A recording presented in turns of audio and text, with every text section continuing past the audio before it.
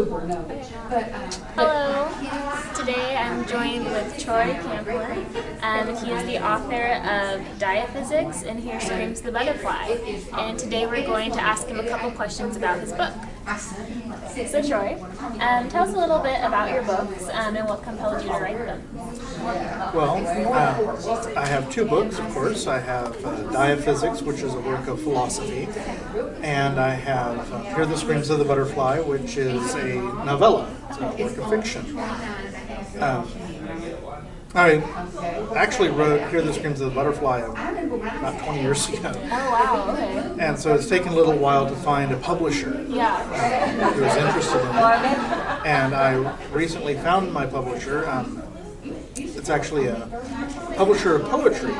And so this is their first novella, so they decided to take a chance on me with publishing their first novella. Okay, that's great. Can you tell us a little bit about each book? Well, Diaphysics, like I said, is a work of philosophy, and in it, what I tried to do is I tried to look at all of the different sort of, I guess, levels of reality. Right. Different levels of reality are studied by different departments in the universities. There's physics, chemistry, biology, psychology. You can see these as different levels of complexity. Yeah. And so my question was, are there rules that keep getting sort of rediscovered by the cosmos as complexity emerges? And you know, what would it mean if that is the case? Is there something that drives greater complexity and makes the universe more and more complex over time? So that's what Diaphysics is about. Hear the Screams of the Butterfly is the story of a young man who is in a mental hospital, and he is writing about what caused him to be there. He's trying to sort of write his way out of insanity. And as you read along, you'll discover that if anything, the opposite is occurring. So he doesn't seem to be finding any sanity through his writing. But what he's done is he's there because he sort of drove himself crazy because he fell in love with somebody he couldn't have. And so he's telling that story. So it's a story of unrequited love. Similar in many ways to Goethe's The Sorrows of Young Werther, the classicists among us. Okay, great. So I guess what's your background in physics? Well, I have a PhD in the humanities from the University of Texas at Dallas. I have a master's in English from the University of Southern Mississippi. And I have a bachelor's degree in recombinant gene technology with a minor in chemistry. So you just like to go to school? I do, or did. But there was always a purpose to it. Now, it may seem like, this is a very scattered... Yeah, well, there's kind of like a thread. Like, they kind of all inform each other. They do, in fact. I ended up writing a dissertation titled Evolutionary Aesthetics, where I actually bring all the stuff that I learned about biology into understanding why it is that we write literature, why it is that we paint, why do we do art?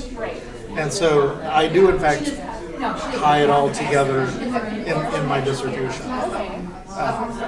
And so, but that sort of polymathic, interdisciplinary approach can clearly be seen in actually both of them, but in wildly different ways. So you kind of like tying together things that like might not seem, I guess, relevant together on the surface, but like they actually are very. Yes, that's exactly right. Okay, great. It's really interesting. So what can the reader expect to gain from your books? Well, as far as the novella is concerned, hopefully some entertainment. That's always good. And I hope so.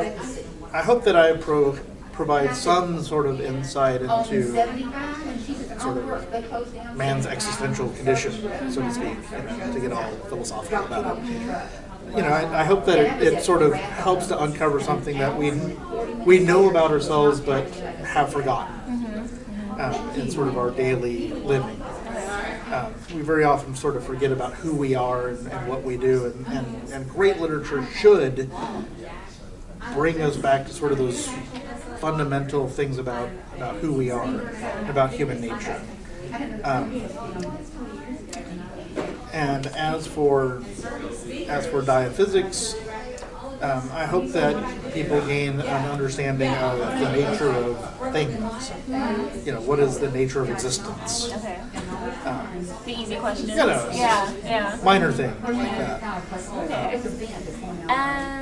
So what has been your best compliment or something memorable you've heard from your readers? I've mostly heard from people who have read Diaphysics, and I've had a lot of people who have read it and are interested in sort of what are the ramifications of this worldview on society, on our understanding of the economy, of the social relations, because that's sort of right where I cut off.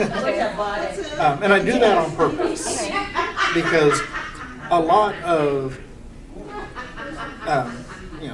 social issues, economic issues become controversial in a way that it masks what is otherwise being said. Okay, yeah. People get up in arms about some aspect of society or of the economy, and cease listening, cease reading, cease paying attention to what's being said. Right, so the emotions are getting in the way. Yeah. Right. Okay. And so what I attempted to do was, I pretty much cut it off right there. So in the hopes that people would read, understand what was being said, and then hopefully be able to then apply it further and inform these other areas. And also then that gives them the freedom to figure out how to apply it in their own ways. And so I've had people who've said that has happened for them. That's great. Okay, so you didn't start your career out as a writer. What was the process of, I guess, eventually writing? What made you sit down and say, I need to write a book? Well, in many ways, I actually did start off as a writer. Okay. I attempted to write my first novel when I was 12. Oh, wow, okay. And it succeeded about as much as a 12-year-old's novel is going to succeed. But one thing it did is sort of it helped me to sort of get things out. Yeah, you always have to have that first step. Yeah, you have your first step, and I've had, as far as my fiction writing is good, several first steps in many ways. Yeah. Later, I wrote a novel manuscript where it's a completed work, which was important. Yeah. To be able to go, okay, well, I can indeed complete a novel. It wasn't worth publishing, but that's okay. Sometimes you just have to finish it, get things out. You have to finish things. Yeah. And so I've always had this interest in writing fiction. But I've also had this interest in, particularly in biology. Growing up, I was into sharks for a little while, and then I was into plants for a little while. As I got older, then it became genetics and molecular biology. And so that's where I was when I graduated high school, that I was interested in genetics, molecular biology. There's a program really close to where I lived at Western Kentucky University where I was able to major in recombinant gene technology, basically molecular biology at an undergraduate level. And I quite, enjoyed it. But I was always, tinkering with writing short stories, and my senior year I had a few extra hours that, in order to fill up my, be a full-time student, I still had to get these extra 3 hours. So I took a creative writing class.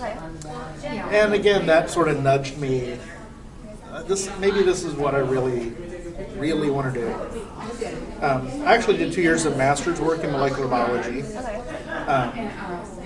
But during that time, I couldn't quite find a project that I could do, that I was interested in doing. And I got to realizing that I was kind of bored with the whole thing. And I really wanted to write fiction. So I looked into some master's programs in creative writing, took a full year of undergraduate English classes in preparation, and got accepted to the University of Southern Mississippi, so I went. And after that, after I got there, I inquired about different PhD programs, and I ran across this really weird PhD program. I could get a PhD in the humanities with a concentration in creative writing at the University of Texas at Dallas. And with my really odd interdisciplinary background, they were very excited to have me. So it's kind of tying all of the things together for you. Right. And so they thought that I would really fit in to the program over there. And so I went, and my intention was to write a novel as my dissertation. But after my qualifying exams, my dissertation committee approached me and said, based upon how well you did on your qualifying exams, we really think that you ought to do a scholarly dissertation. And so I ended up writing a scholarly dissertation, the one titled Evolutionary Aesthetics. And that got me sort of redirected in some ways. So that one of the consequences, one of the results of that is Diaphysics. It's my book, Diaphysics. And I said, okay. I said, let me see what So what are you working on now? What are your any future books in the pipeline? Well, I'm always working on my poetry. I have a poetry blog, troycamplinpoetry.blogspot.com, and have about a poem a week, more or less, pops up. Because, not because I write a poem a week, but because I'll write 5 or 6 poems, and then I'll post them so that they'll be spread out. Then I'll, not write any poems for a month or two, and have a whole bunch more. So it all gets spread out pretty evenly. So I write poetry, and I also write plays. I'm working on a play called President Faust, and I've only had one play performed. It's a little short 15-minute play titled Almost Ithacid, and it was entered into a playwriting festival. Okay, wow. And so it won first place. Oh, congratulations. Thank you. But that was quite a few years ago. I mean, it still counts. But right now, the thing I'm primarily working on is a novel that is going to be part of a trilogy. Okay. And it appears at first to be a fantasy novel. The first 2 novels, in fact, will appear to be fantasy novels. But the third novel will then make it clear that it's really a science fiction novel, trilogy. So it's a complex sort of world that set of worlds I'm trying to create, actually. Okay. And so that's the idea is I'm trying to create these worlds. That's great. Well, where can people find you?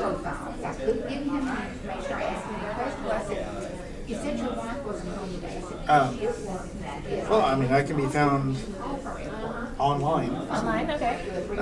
I can be found a variety of blogs. There aren't a lot of Camplins.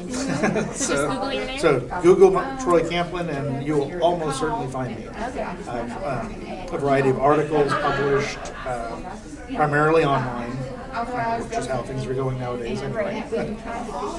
And so, yeah, I should be easily found, and both of my books can be found on Amazon. Okay, great. Well, thank you for joining me.